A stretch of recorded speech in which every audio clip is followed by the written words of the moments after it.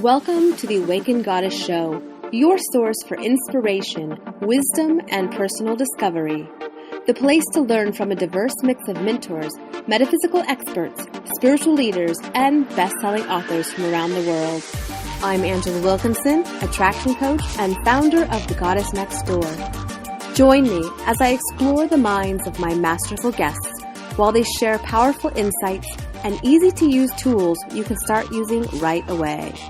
Now, let's tap into the energy of the Awakened Goddess and be enlightened by today's guest.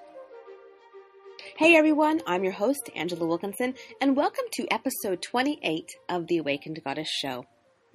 Jennifer Urezzio specializes in helping people connect to themselves, to each other, and to the divine. She has been helping people listen to their soul and feel safe speaking their divine truth. Jennifer founded a new paradigm, soul language, which provides guidance for understanding our true nature and tools for accessing deeper levels of awareness. This new insight into how the soul expresses itself is being embraced by top healers, lifestyle coaches, and CEOs all over the world as a method for helping people recognize their purpose and live from a place of power and truth. When you speak your divine truth, you create a life based on freedom and abundance. Before we talk to Jennifer today, let me share a little bit of my own divine truth. There was always something I wanted so deeply, and it eluded me for many years. There was actually a point when I wasn't sure that it was possible for me. That was finding true love. For years, I struggled to get my relationships right, and I can tell you from experience, it's not about how much you know or how many degrees you have. It takes much more than that. I found myself emotionally entangled with the passive guy, the unmotivated guy, and the emotionally unavailable guy who either couldn't or wouldn't commit. And all of my relationships ended in heartbreak. I was getting really frustrated, and I just didn't really understand what I was doing wrong. Now looking back, I can see what was happening. Deep down, I didn't feel worthy of love. It was in that moment when I made a decision. I was no longer willing to settle. I was done attracting those types of men into my life, so I knew that I needed to make a change. I knew it could be done because other women had the fairy tale, and I wanted it too. So I put everything I knew to the test. Over time, I learned what worked and what didn't, and I boiled it down to the most powerful things that worked, and I was truly ready to allow myself to have the love I always wanted. And here's what's happened. I walked myself step by step through what is now the Love Spark program, and I met an amazing man within 30 days. Our story is mind-blowing, and every day our relationship unfolds with more and more excitement and fulfillment of the ultimate dream of true love.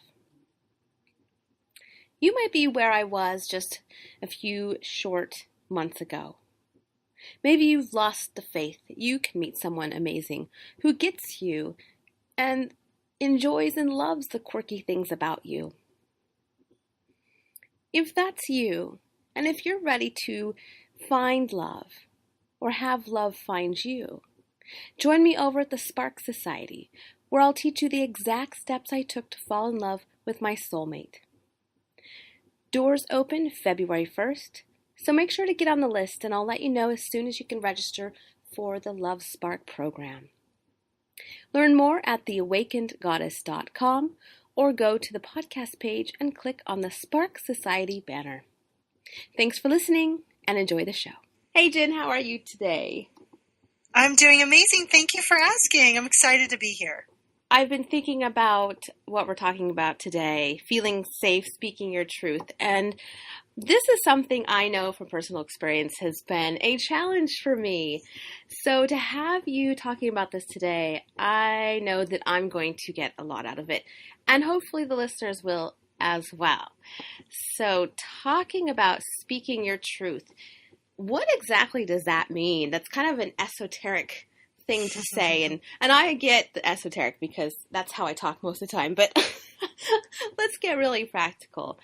Well, I think practically you do know when you're not speaking your truth, right? You might have that lump in your throat.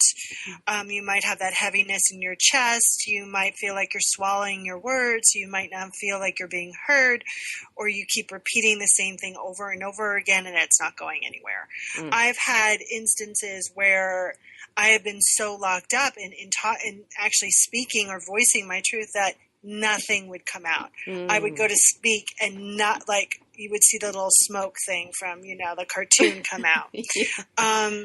So that's what it feels like not to speak your truth. What your truth is pretty big and pretty complex. Yeah. And there's the big truth, which are the fundamental things that you know, that you might deny on a regular basis to yourself and to everyone around you. One of those big fundamental truths is that you're whole and complete, that you're enough. And we go about our day in conflict with that a lot.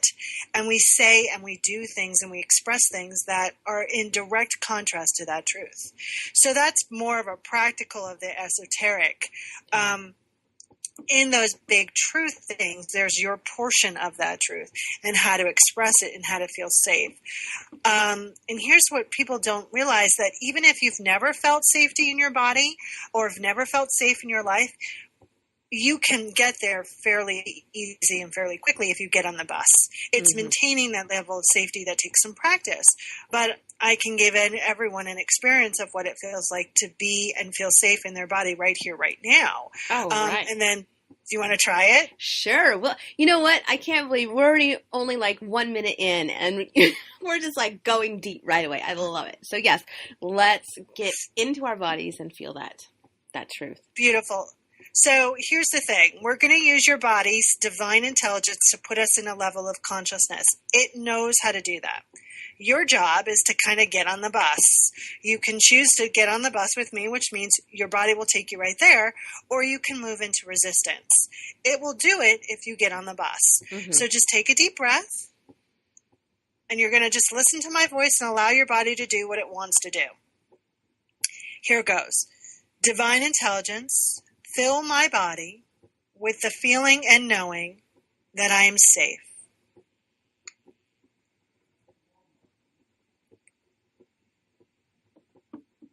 Now, I've done that like 100 times today, just because I do it a lot. But even in doing it, I like breathe. Like, you heard me take this breath, like, I'm releasing the energy, right? What was your experience of that, Angela? I felt warm, I felt settled, and I felt, I could feel energy. So it was kind of a little tingly. So I felt definitely settled.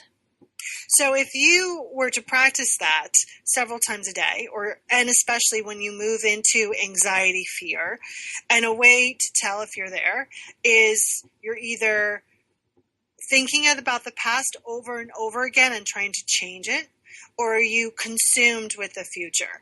Those are meaning you're not in present time, which means it's hard to speak your truth to manifest when you're in two different, time is circular, but when you're not in present time, it's hard to create.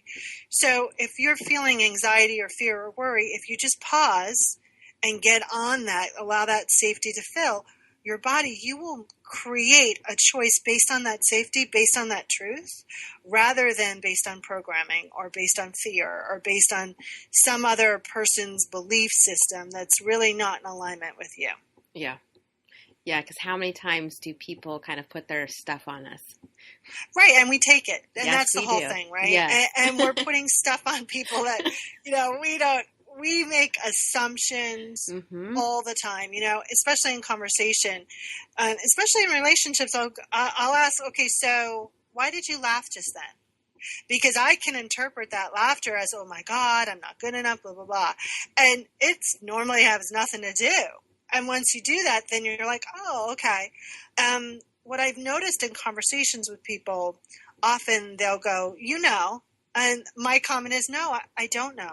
Like, I really don't know. And every time you say, I know, I'm going to reinforce that assumption that I'm making as truth, and it's not.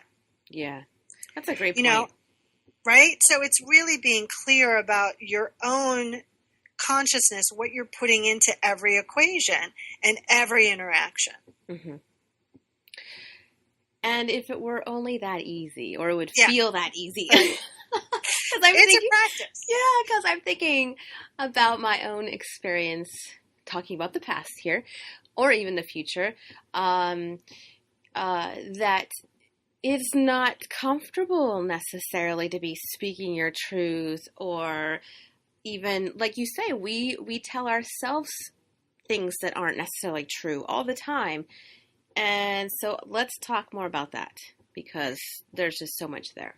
There is so much there. I mean, a part of the reliving the past is trying to find the mistake, the glitch, the thing that's going to make you feel safe right here and right now. Mm-hmm. And so we keep going over that moment to find that kind of safety lever where we could go, okay, next time we will do it this way.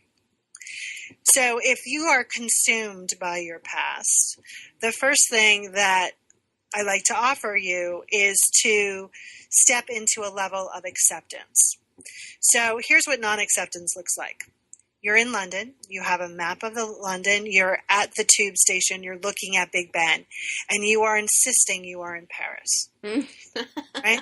There's no way you're going to get to Paris unless you accept right here, right now. Sure. And acceptance is hard because people think that if they accept it, they have to like it. Mm-hmm.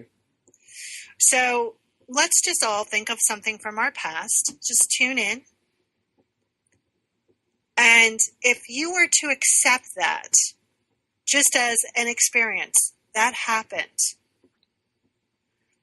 would it allow you to feel a sense of freedom?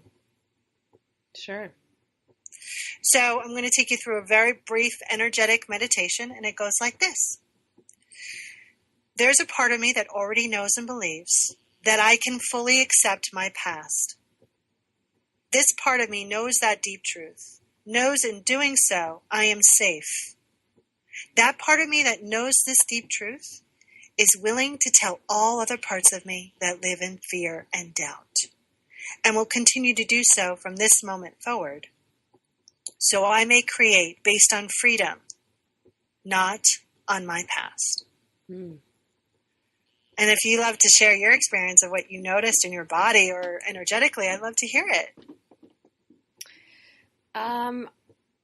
I was just feeling almost like comforted and nurtured. And the image that comes to mind is like a baby in its mother's arms, just being cradled. Exactly. And that, unfortunately or fortunately, most of our past experience are really just have three or four fundamental core experiences that we keep reliving over and over and over again. And when you kind of have that loving conversation with that part of you that is still suffering and do that nurturing, that part is allowed to release. It can then go and be what it wants to be instead of trying to always keep you in the protection of safety. Yeah. And that will prevent you from actually speaking your truth. Right? Because how can you, when this part is still screaming and still in pain and still trying to protect you so it doesn't happen all again? Yeah. Yeah. So what I'm wondering, we're talking shortly before Valentine's Day, and there's always expectations around Valentine's Day, especially if you're in a relationship. And not always do we get our needs and wants fulfilled. Yeah. It's just so funny because, my next big work coming out is all about that sacred partnership. Sacred partnership with yourself, sacred partnership with the divine, and of course, sacred partnerships of all kinds, romantic ones in particular. There's so much that we do not say in sacred partnership. Yeah. There's so much that we assume. And any person that's highly intuitive or, psychic or on the spiritual path, we tend to think that because we can read people's minds, that our mates can read our mind as well. It doesn't work like that.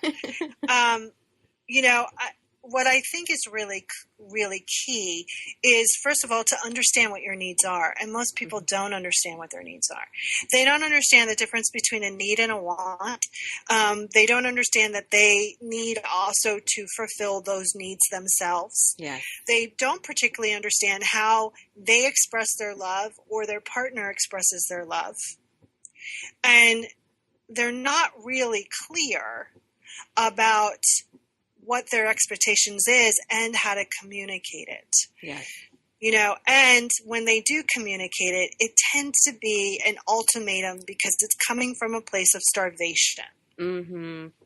Right? Yes. I'm glad you mentioned, I'm glad you said that because right? How often do we get to that point where we finally figure out what we want and then we just end up, it comes out like a fire hydrant open. I call that the machine gun. Yeah. It comes out and then right? It's like we can't even hold it in. It just comes out full force and it usually is not the nicest. Right. And usually you're not really mad at that thing. You're mad at, the 16 things before. Right. And, I love the principles of nonviolent communication. If you don't know what it is, look at the website. It gives you a very structured way to communicate. Mm-hmm. I would recommend to really tune into your heart and really ask what you want out of that day. What is your expectations? What do those expectations mean? Like, if you get hearts and candy and a love note, is that a validation that your mate is thinking about you and loving you? I mean, are you putting that much pressure on that situation? Yeah. Right? And how much pressure are you putting on the relationship in general? If you're looking to your mate to fulfill you, to make you feel loved, valued, nurtured in every aspect, like it is your life preserver, you're in a codependent relationship. And no matter what that person does, your expectations are never going to be met. Yeah. Yeah. And then you just suck the life out of the relationship. And you suck the life out of yourself and everything around you. So, first of all, we've got a bit of time here. So I want everyone just to tune into their hearts and really ask what their ideal, day of Valentine's Day would be. And then what would that give you emotionally?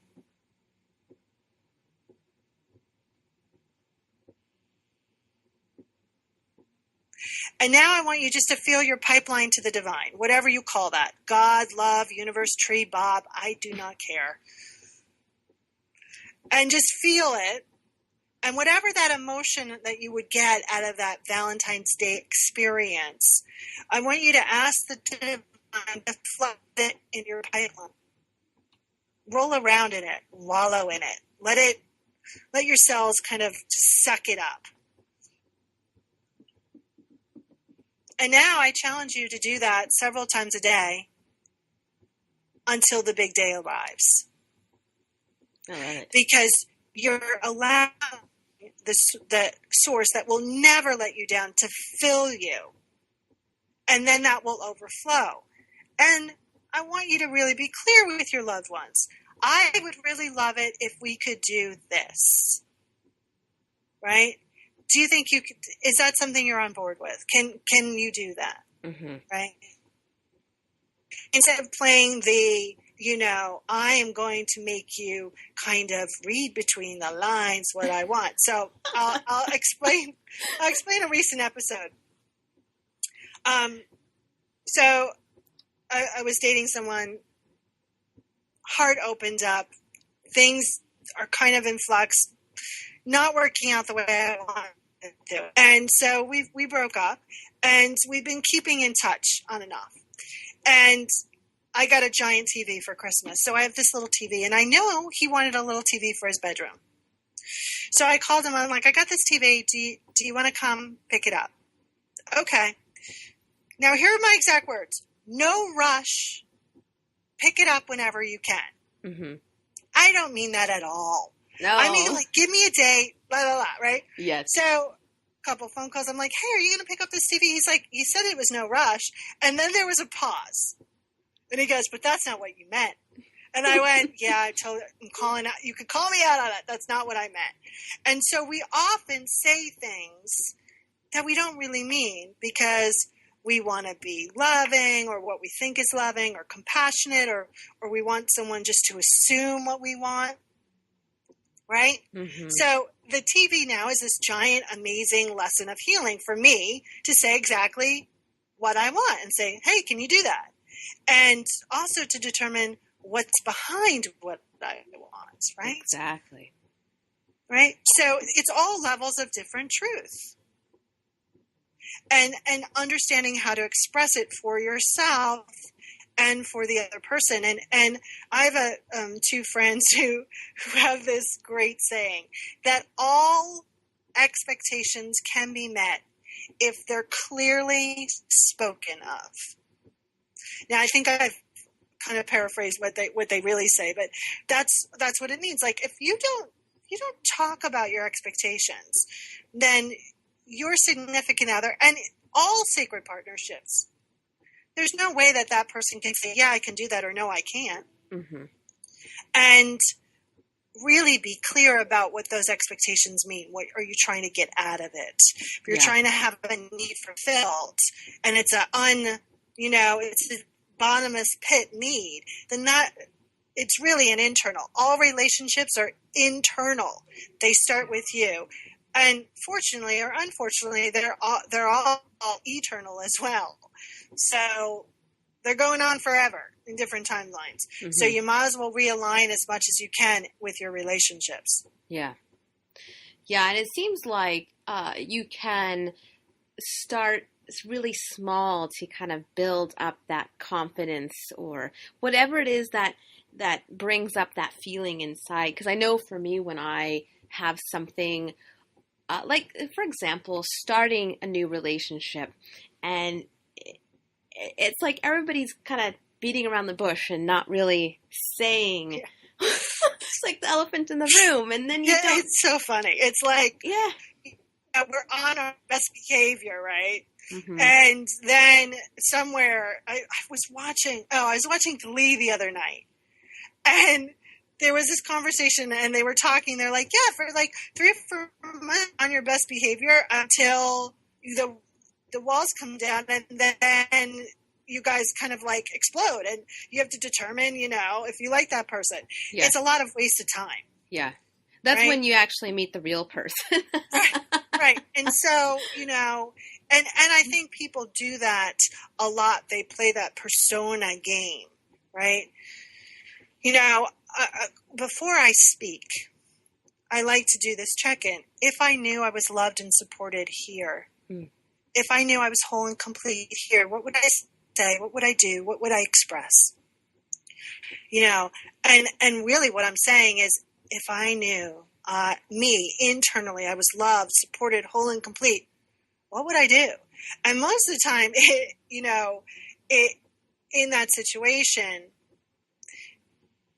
it goes more smoothly than the scenario of, worst case scenario in my head does. Mm-hmm. And the more you practice it, the more it gets easier. And don't start your practice with family members or, your spouse if you're in a conflict at the moment. Sure. Start with someone that is going to respond very well to it. And say, listen, I'm trying something new.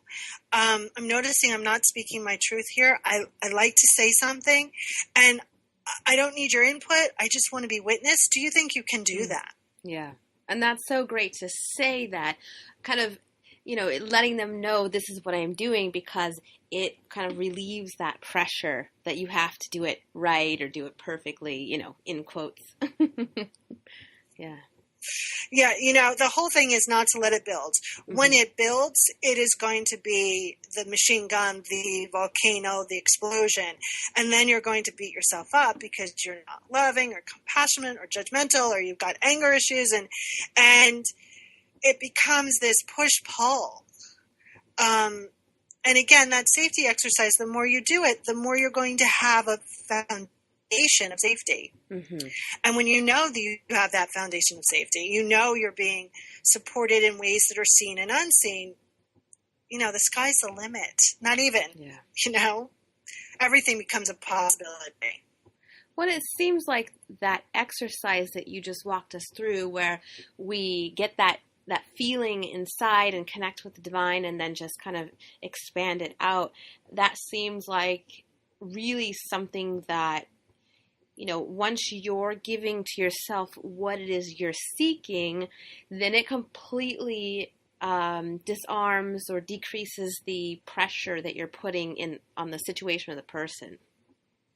Yeah, listen, here's the truth. You're receiving that all the time. It's our perception whether we can open up and be the vessel for it, sure. Right? So often, we try to get blood from a stone. We try to get that love and that need met from individuals who aren't going to ever meet it because we're still dealing with mommy and daddy issues. Sure. Right? So when you kind of open up, what happens is the floodgates open.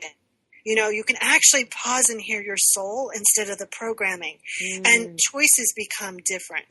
And I really believe that every relationship, from the guy that bags the groceries, to a sacred partnership, is really an opportunity for you to express more of your soul and more that you are one with the divine. Yeah, great point. It's just about how you're kind of what your choices are. So what you're saying about, you just said something about your soul and you're seeing your soul. Is that what I'm experiencing when in those kind of those intimate moments when I'm communicating with my partner and I feel so freaking vulnerable and raw and like, I swear I feel like I'm standing in the middle of New York City with no clothes on. It just feels like that vulnerable.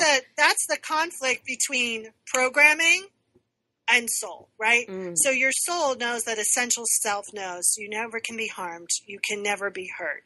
That vulnerability is that breaking down of that programming and the expression of that truth in a bigger way. And that feels vulnerable for humans. And, and people don't, and one of my soul languages, and that's what I do, it's called soul language, is called the graceful warrior. Warrior energy, we don't like surrender, we don't like vulnerability, like, what are you kidding? So I've had to learn and understand and fully embody that vulnerability is a huge resource, right? Yes. You can't hug somebody, you can't receive when you're cross-armed, right?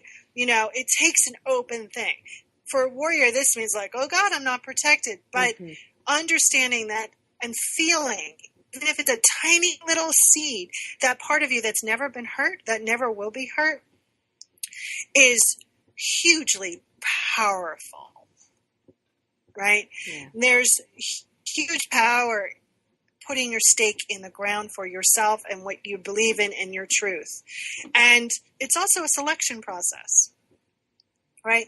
And so if, and really start to be aware of your patterns, if you keep having, so I used to live above this woman several years ago and the floors were thin and she was having the same argument with several different people. Yeah. Her mother, her boyfriend, her friend, and the argument went like this. You don't listen to me. You're not listening. You're not hearing me. I'm tired of, and I'm like, I wanted to go down and go, okay, have you not noticed that it's you, the same thing in all of these situations? You're like, we're hearing you. Maybe you're not hearing yourself.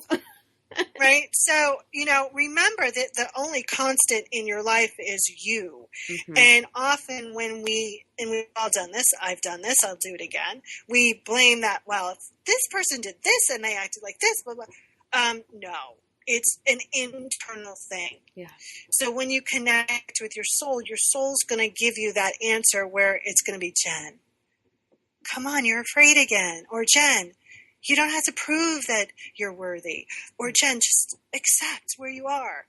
That allows for you to actually create from consciousness. And it gives the opportunity of that interaction with that other person to choose, they might not always, but to choose to do something different. Mm-hmm. If you keep doing the same thing, 9 out of 10 times that person is going to react the same way. Yeah.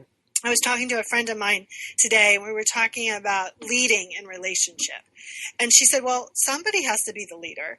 That doesn't mean you have to be the leader all the time, but somebody has to be the leader. Mm-hmm. Or you kind of just floating around, everyone's in their own stuff. Yeah. And so, and it's a teeter-totter process, seesaw, depending where you grew up in the country, of, okay, I'm up, so you're down, I'm going to push off, that kind of thing. Mm-hmm. But what we do in relationship is all of us are just trying to get that need met, that we're just operating on programming and not really responding in a conscious way. We're not pausing. Mm. Practice the pause, people. Yeah. Yeah, and it seems like to become more comfortable speaking your truth, you really do have to kind of walk through that feeling of being vulnerable.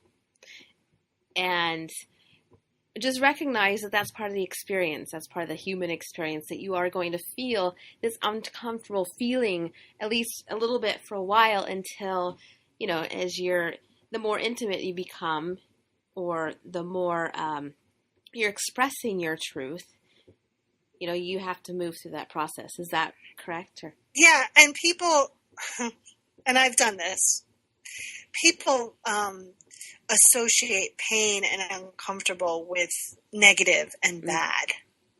And it's not. It's the judgment behind that makes it. Often we don't kind of want the transformation, or we don't want to feel what we need to feel, because all of that pain that we've suffocated and we push down, we're afraid if we feel it, it's going to be like a forest fire. We're never going to stop crying. So I'm here to tell you, you will stop crying. Yeah. And it will be like, oh, I'm done crying, right? And then you will cry again. Mm-hmm. And then it will be like, I'm done. The difference between feeling the pain is that it washes over you and it comes out. That doesn't mean the pain won't come back. It just means it's washing over you. Mm-hmm. Suffering is stuffing the pain so you don't feel it. It's actually 10 times worse. Yeah. It actually consumes a lot of your energy, and then you're creating based on suffering. Mm-hmm. Yeah, and then you're going to bring more of that to you, just because, if you're creating this place where you're just stuffing all of that energy, eventually it's gotta eventually come out. And not only that, but then you'll get sick, and I mean, like, you will get a wake up call. Mm-hmm. I prefer, and I don't always get it, but I prefer the gentle phone call rather than the freight train wake-up call, right? Yes. I prefer that. It doesn't always happen that way, but that's why sacred practice is so important. That regular connection, that regular conversation, the regular feeling of the divine, that relationship, moving your energy in your body, whether it's through dance or journaling, so important, because that regular check-in, it creates a foundation. So when something traumatic comes off at you, you still have that foundation of knowing, wait, I know I'm safe. I can feel that somewhere. Wait, I know I'm still connected. Wait, I know I'm still loved and supported.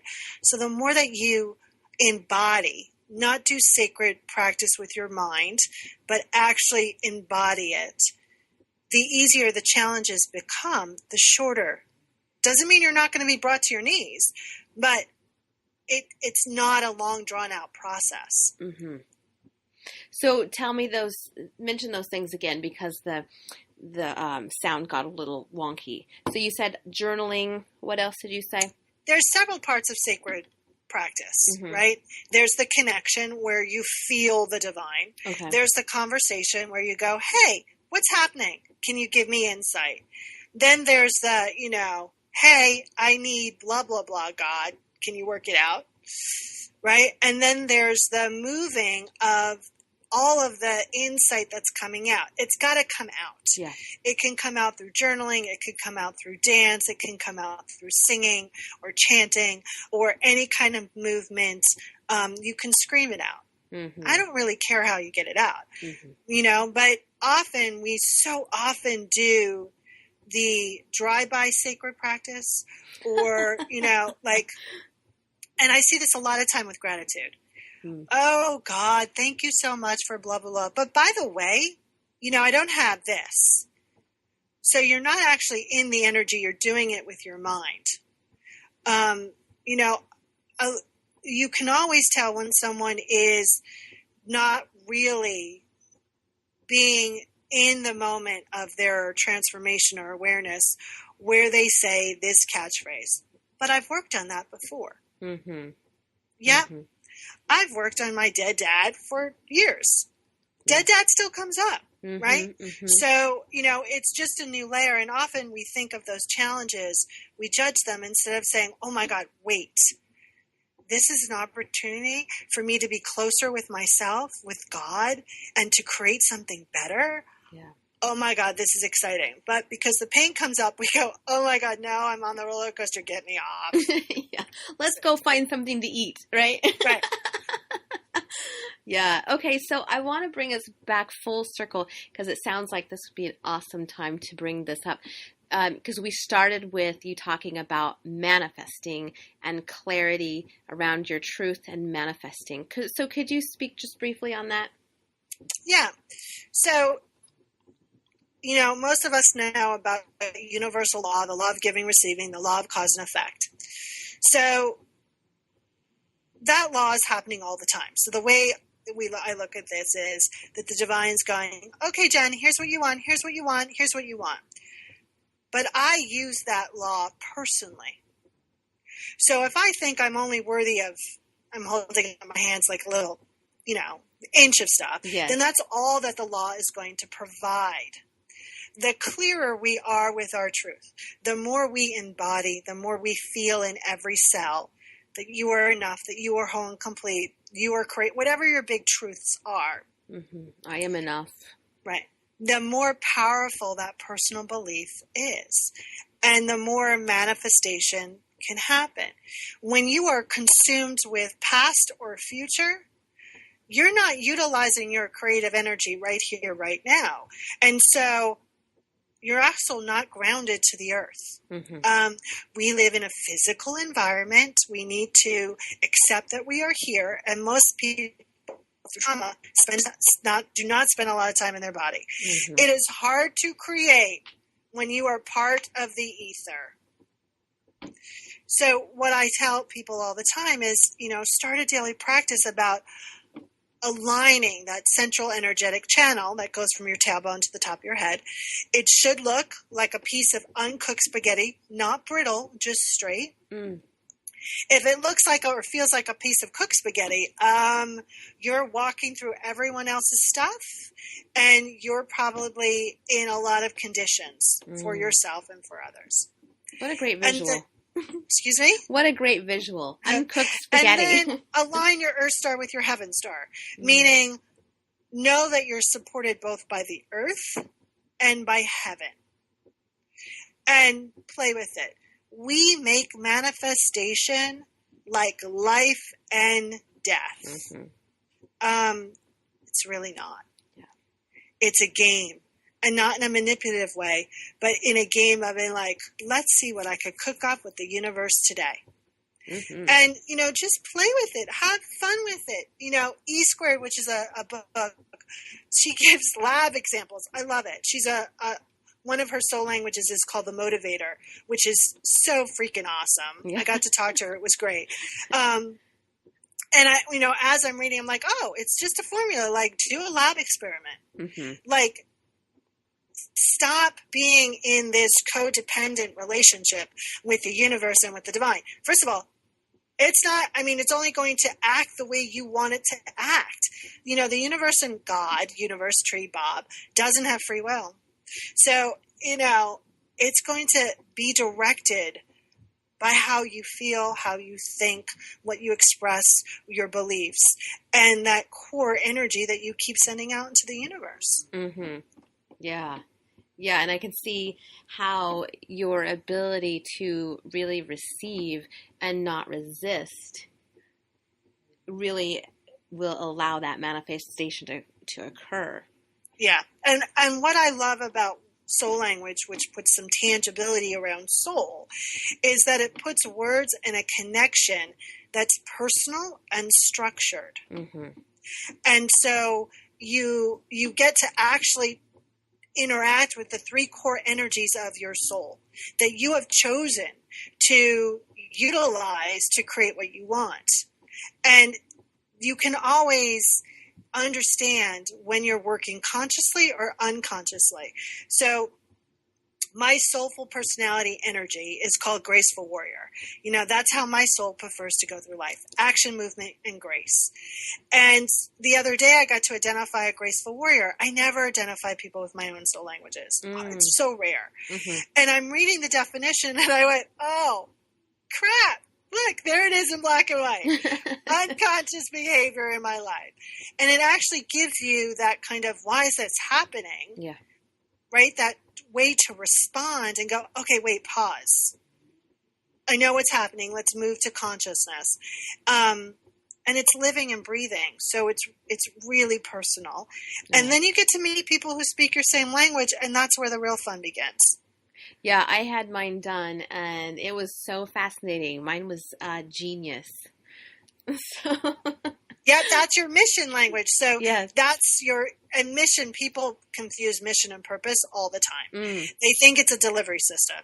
No, it's your core way of being. So the genius has this ability to kind of like set huge revolutions and transformation in process, right? Geniuses' heads. I have a very good friend who's a genius, and being her in her head is crazy because all of this stuff comes in all the time. And there's all of this, you know, unless you know how to sort it and unless you know what's yours and unless you know how to use it consciously, it could be overwhelming. Mm-hmm. And, you know, typically a genius is so far out in head that most people don't get them. Yeah. And so then they have all that programming of why don't people get me? Why don't I feel connected? Why don't I feel like I have a community? And that's a great place to start, you know, with any genius is about, okay, so what would it feel like if you knew you were supported, and what community do you want to attract? And so it's a lifelong process, even if you just know one of your three languages, you know, to be that conscious creation. It's fascinating. It is fascinating. I could talk about it all day long. I know. Gosh. So let's leave the listeners with a practical tip. What can they do to support themselves in speaking their divine truth in everyday moments of their lives? Well, the first thing I want to have them ask is, what is the one thing that they want themselves and everyone on this planet to know and embrace? And for me, that's about connection. So the question that they can continually ask themselves, am I being, saying, and doing that truth right here, right now? And if they're not, practice the pause, fill your body with safety, and then just say, what would I say or do right here, even if it's a tiny little improvement, if I knew that truth to be true? And start small. Yes. You know, don't go up to your husband or up to your boss and go, okay, here's my truth. Right? Start in places where you feel safe and be witnessed. That's key. Build up that kind of rapport with yourself so when the big one comes, you have this level of trust for yourself. Because that part that doesn't believe you is that little girl or little boy inside of you that goes, no, our truth has gotten us in trouble. Yeah. And that part needs to gain some trust with the adult in you. Yeah, that's a great tip. Thank you. Yeah, so I'll definitely put that in the notes so everybody can do that and ask those questions of themselves. Yeah, so very cool. So if you guys are interested in understanding more about connecting to yourself in a deeper way, Jennifer offers a discovery session where one of your 3 soul languages will be identified and practical, tangible, transformational tools will be provided to you. And like I said, I've had mine done. I highly recommend it. It is so interesting, and it's like you see yourself on these sheets of paper and you can really understand why you do some of the things that you do. Yeah. And then you can utilize all of those gifts and talents for sustainability rather than for pain and suffering. Yes. Awesome. Well, thank you, Jennifer, for joining me today on the Awakened Goddess Show. It was so much fun talking with you. And gosh, I'm sure we could just sit and chat for like forever. Thank you. It's been a great honor. And I've had fun. Yeah. Awesome. Thanks, everyone, for listening to the Awakened Goddess Show. Did you enjoy the show today? Well, make sure to subscribe on iTunes and give us a 5-star rating and review. And until next time, goodbye, everyone. Thank you for listening to this episode of The Awakened Goddess. I hope you enjoyed today's show and took away something you can start using in your life right away. For more spiritual insights and to listen to more episodes, subscribe to The Awakened Goddess Show at thegoddessnextdoor.com. and discover wisdom that'll change your life.